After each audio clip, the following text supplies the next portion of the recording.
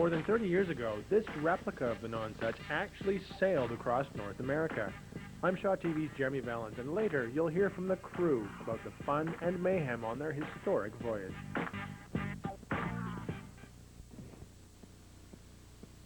In more than 3 decades, the crew of the Nonsuch will reunite to commemorate its international voyage.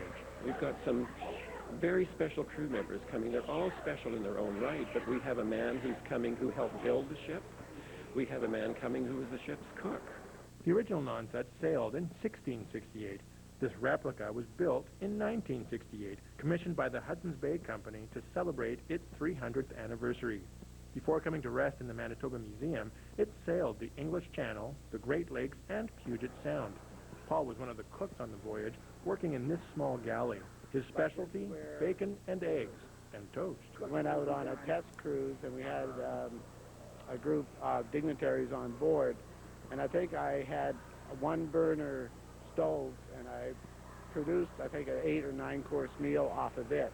So I was pretty impressed with that, and everybody survived, so I guess it had to be okay. Sam was a deckhand. Every morning we would scrub the deck and polish the brass, and you had to go aloft and furl the sail or sit up either on the main top or at the very end of the bowsprit. We would do the lookout when you're sailing. You had to have a lookout, and then the next hour you would probably be the helmsman, and then there was just a number of things that would happen. For Sam, Paul, and the rest of the crew, sailing the Nonsuch was their life for the time they were on it, eating, sleeping, and working as they went from port to port. Laird managed the Nonsuch, but was only a passenger for a short while. He remembers the attention their voyage attracted. Part of my job is to organize her arrivals in the various ports that she visited. And no matter how routine that became, you were always just overwhelmed at the public response to this ship. I mean, it was really quite magical. You don't see many ships like this in any kind of water these days. I mean, there are tall ships, but they're a small part of the nautical community, and so distinctive, so unusual, so colorful. It was just something they had never witnessed before, once in a lifetime type of thing, I think. Everything on this ship actually works, and when you visit the crew this Saturday, you'll hear about the ship, the voyage, the fun they had, and maybe some of the mishaps. Firing off cannons yet? Okay, Oh, yeah. What were you firing? Mostly blanks. When wasn't it a blank? Sometimes French loaves and 1 India rubber ball. And I think actually in one of the ports on the west coast when we got there, there was a ramrod that went out with it. So, What do you say, oops? Yeah, that's what you say. You may even hear a fish story or two, like when Paul was asked about the anchor. And it was one of my bad days, I guess. I said, they're fish hooks for whales. And I said there was a small steel anchor, and I said, these are for baby whales, and the big ones with the wooden arm on them, I said, those are for larger whales. Are we likely to hear more, big whale hook stories or anything like that? Sure, why not? Our memory is fading, so it's really hard to remember all the lies, but we'll try to get them for you. You got to come and check it out for yourself. Come and see this Nonsuch in a whole new light when you meet the 9 crew members that'll be here. That's this Saturday at Manitoba Museum between 2 and 4 o'clock. For Shaw TV, I'm Jeremy Valens. Well, here's the deal. I leave you guys for like 2 minutes to watch the hooch, and look what happens. This. What's your point? What? Thank you.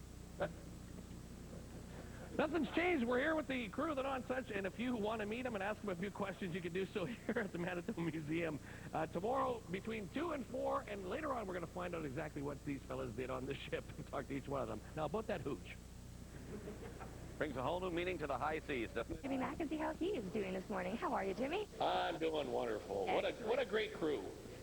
You're having fun? I am, absolutely. I'm having fun. You look like a big explorer with that map behind you. Well, you know what? We're going to talk about that map, and exactly. A lot of people don't realize, where the original Nonsuch used to travel. Oh, And this okay. one is a replica ship, obviously, because Right. these fellows are very young. They're not 300 years old, as some people might think, but yes, this is a replica ship, and we're actually going to talk to one of the people, who built the ship. Oh, very Yeah. cool. You're talking about the original one or the replica? No, I guess the replica. Yes, Terry, we dug up one of the original guys 300 years ago. We propped him up. Hammering away there. Sorry, He's Jimmy. a puppet, but we'll talk to him. And I feel so daft right now. Just go take it away. bye. We're here today, yes, at the Manitoba Museum with the original crew of this Nonsuch, which is, I can tell, was built in 1968 to commemorate the 300th anniversary. And Jan, you are one of the builders. So, I mean, how excited are you today to think back, wow, I was part of this? Well, it brings back a lot of memories, because at 16 years old and out of school and having to do something, I was told to go down to the Alan Hinks' yard and interview for a job, and off I went. And you got the job. Got the job, and So- I've been involved ever since. Tell me how the ship was put together, because there's really no metal in the ship. So the hull is all fastened off with things called trunnels, and they're wooden pegs, wooden nails, in fact. They were made out of pieces of oak about this long, and as apprentices, one of us each day had to make these things. Okay. And we get about 100 a day made. And that was all by hand. All by hand. We had a thing called a trunnel mute. And so this is where it would take place in here. This is it right here? That's a gentleman there called Jim Kramer, and he's driving in this, and they would cut it off and split it. And, So basically that holds the ship together. That's right. The planking through the framing. And then how did you become one of the members on the ship? Real quick. I plucked up courage one day and asked the boss if I could go, and off I went. And how long were you on the ship for? Ever since she left Seattle, which was got to be 5, 6 years. 5, 6 years. Yeah, Do you miss it? Oh, absolutely. Absolutely. Good answer, because you're here today. I got good. Jen, good job. We got to run over. Laird, why are you here? He told me to say that. Well, I managed the replica ship for Hudson's Bay Company when she came to Canada. I looked after all her summer travels for 4 years. That's basically it, and brought her here to Winnipeg. And not single-handedly. No. And basically, you have a book as well. You're one of the authors. So maybe we'll just point at the map, since we have the map here, and just give us a real quick, where did the ship sail from? Well, the original Nonsuch left London, England. You see on this map here. Yeah. She sailed over to the southern tip of James Bay, spent the winter there, filled the ship's hold up with beaver pelts, and went back to London, England the following spring. And it proved a fur trade theory that Radisson and Versailles, who we all know, had, and the backers of the voyage approached Prince Rupert, King Charles, excuse me, for a charter to found the Hudson's Bay Company. Neat stuff. And your book, this is your book. It's available here if people want to check it out. At Better Bookstores. There you go. And I want to drag in Keith for just a second. You got a big event tomorrow happening, so just give us a scoop on what's happening. Well, first off, the crew is going to be helping the museum with a luncheon where we're going to be providing advice on how to further conserve the Nonsuch as she stands now. Is it in good condition right now?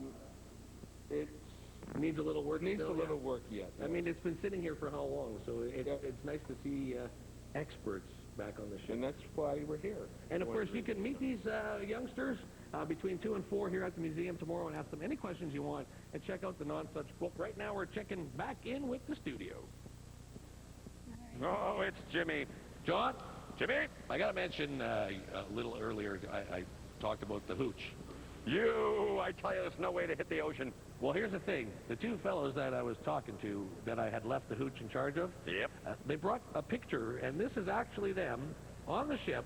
This is the only picture of anyone drinking on the ship, and it happens to be those 2.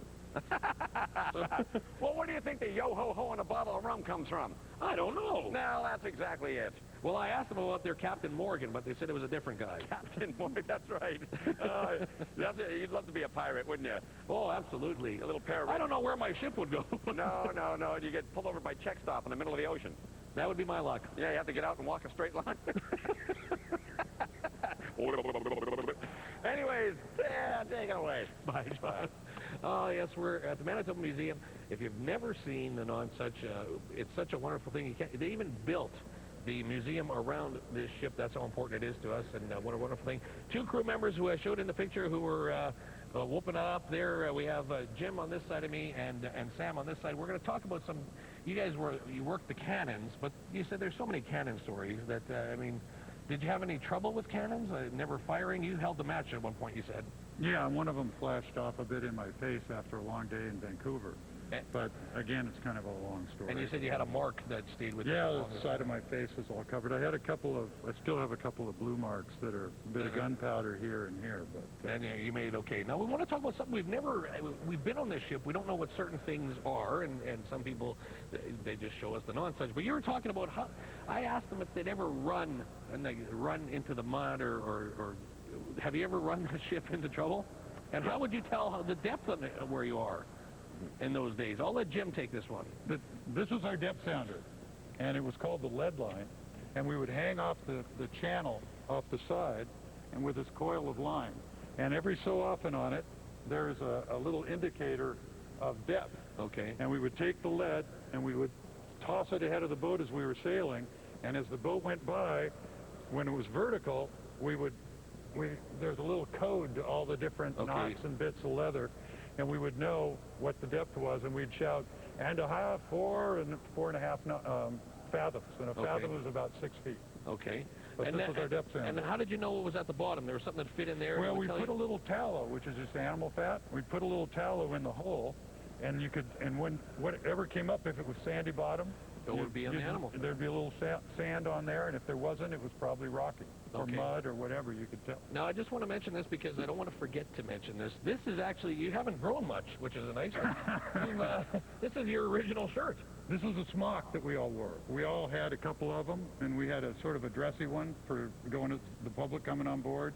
And this is my working one, obviously, and I just want to say, obviously, Sammy didn't do a lot of work if he still has it. No, I wore mine out. And now, what is this you have? We got about 30, 40 seconds here. I want to know how do you tell the speed, and this is their speedometer.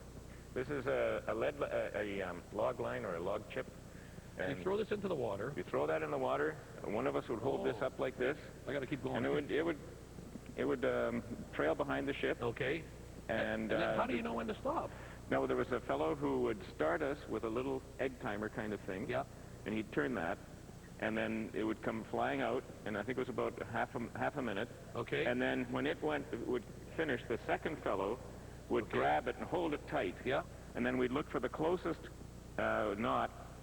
Okay, and there's a knot there. A little flag, or sometimes little knots. And this would tell us how fast the ship was going. That would be 3 knots.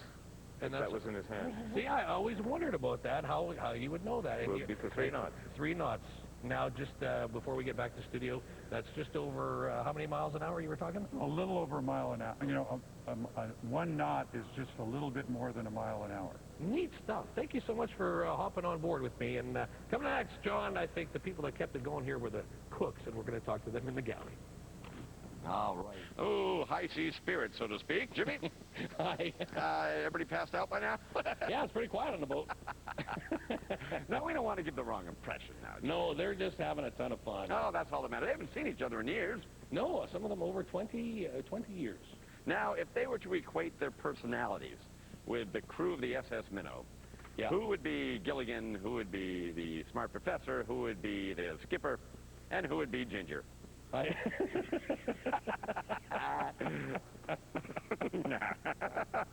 one who drew the short straw, that's who. Looks like it's me. Oh, no. Well, have a good time at sea, Billy. Yeah, you know what? I think every one of them is somebody from the SS Minnow. Yeah? Yeah, they're all, there's no professor. They're just all the same sort of character, just happy, and each one is knowledgeable about everything. Well, you know what? All kidding aside, you really got to know your stuff on those the boats with the technology of that period. No kidding, and I mean, they did it. They said their captain, who is sleeping right now, he got in late last night, but he said he was very knowledgeable about history. All right. So he made everything as original as possible when the crew did travel. All right. Well, listen, Jimmy, it's fascinating. We'd love to see more. Okay, John. Bye-bye. Bye. Yes, we're here today with the original crew of the Nonsuch, and before it was parked here in Winnipeg, and we're very lucky to have a ship like this I'm going to start with Paul here. Paul, when were you on the ship? And I know you're we're with all the cooks now, and this is where you spent a lot of time, I guess, underneath. This is where my beginnings began on the ship. I joined the ship in Sorel, Quebec in 1970, second year university, and the experience began then. Okay. And we talked about steaks. They like their steaks and potatoes. Steaks and potatoes, that was my job when I got the job, because I cook. Yes? I do want to mention this was not here at the time, but you had to cook on a little Coleman stove. Yes, little Coleman stove that you had to pump up every morning, and that was the sound that the crew heard first thing, knowing that food was coming in not a long time, but it would arrive shortly if we were lucky and had everything going. Well, Paul, you drew the short straw. I'm going to get Bob over here for just a second because I want to talk about the bunks. I'll get you on this side of me. Paul has decided, well, we've decided, Paul is going to attempt to get into these bunks. Now, these bunks are so tiny. How did you guys even get in them? We were a lot smaller in those Go ahead, days. Paul. We were Show us thinner. the way. Yeah, Paul's doing a good job there of showing you, but it used to be a lot easier when we were about 40 pounds lighter.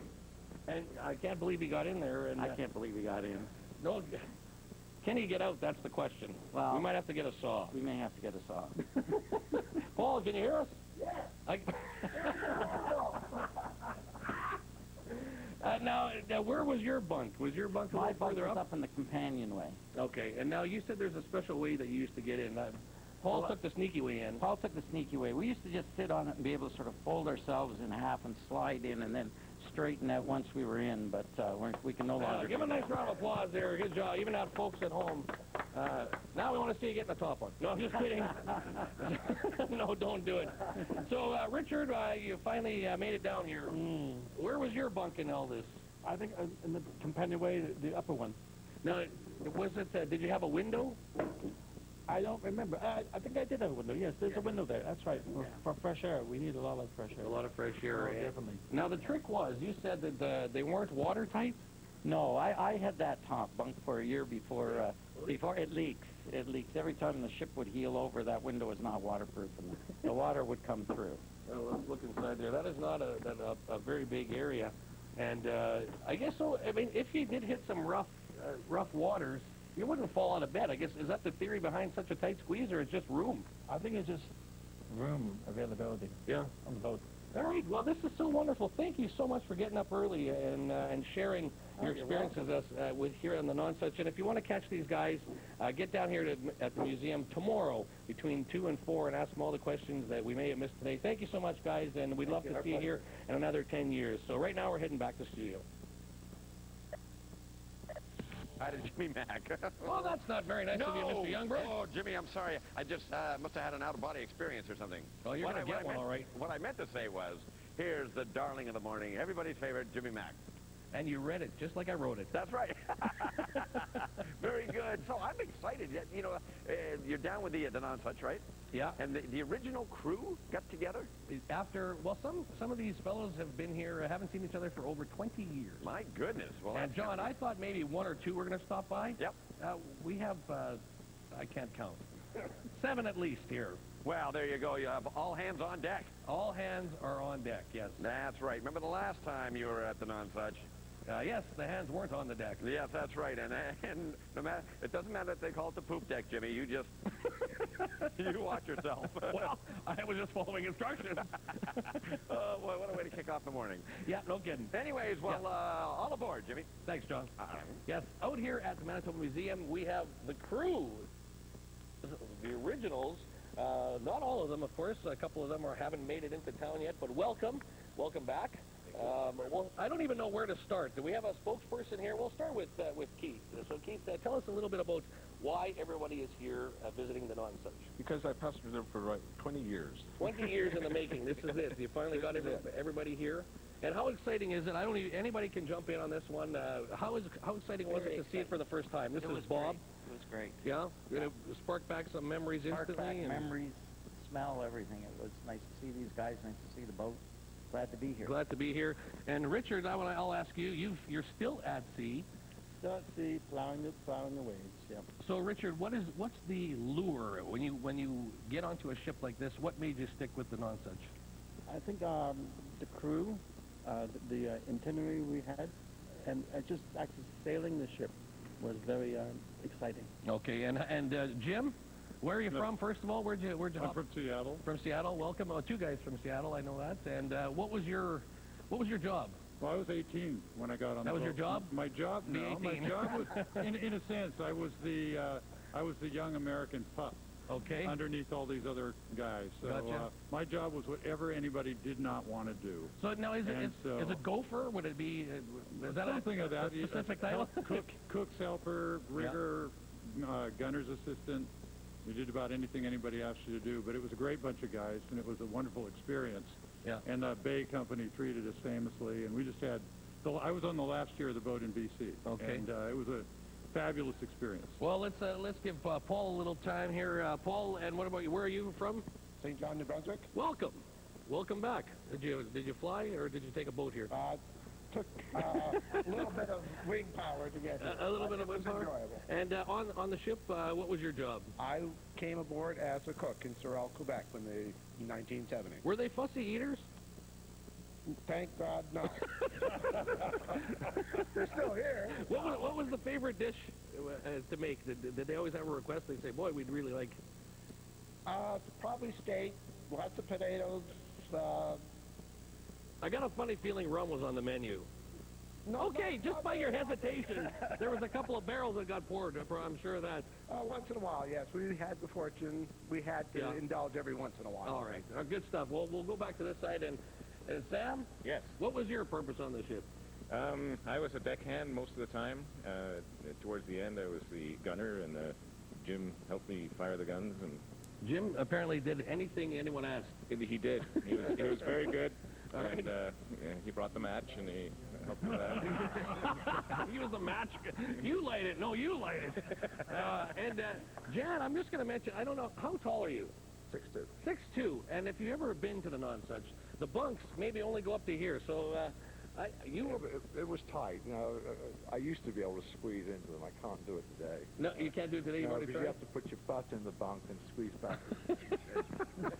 Twist over, almost fold in half. I don't even want to know how you guys decided to get out of there. Now, there's a couple of you here that have decided you're going to venture in. Laird is over here. We're going to get to Laird a little bit later. Who's actually doing the sleepover? A couple of you decided to do a sleepover. I will. Yeah? It's one of those, who wants to sleep over, please step forward, and the rest of you step. Don't step back. We want all hands on deck. John, we're going to come back and talk to the guys once we get back on the ship. Back to you. Very cool stuff. Thanks, Jimmy.